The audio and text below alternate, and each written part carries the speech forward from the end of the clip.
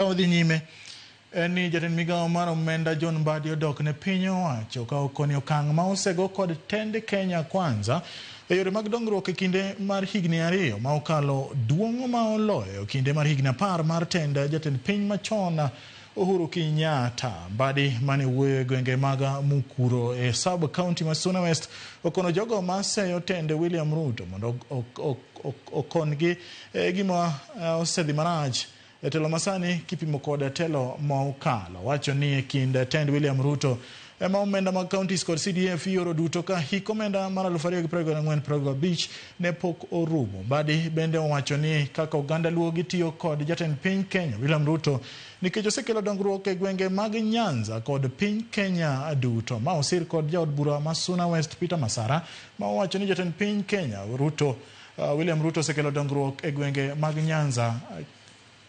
Keru ne ujo mokere gigombo migi kata minisa makoro miyani an kata mana jatenda momiya tich ma ude lango ni ong'eyo maber en ja UDA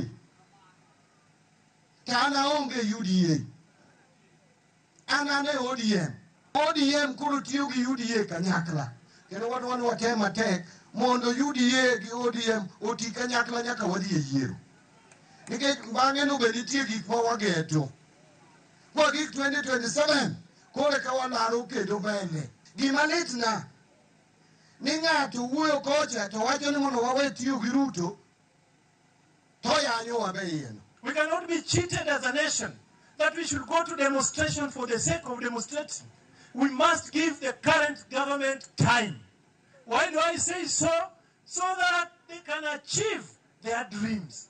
Nyaka be patient enough, Mbadi gijowa mane sirikal mondo gideliver nwa gik mwasetimo. Wan kaka jo Migori, jo Suna West, pes ma sirikal dhi miyowa this financial year en pesa mane pok wachayudo nyaka piny ne chakore. Ok wanyal we development go to ni wadhi demonstration.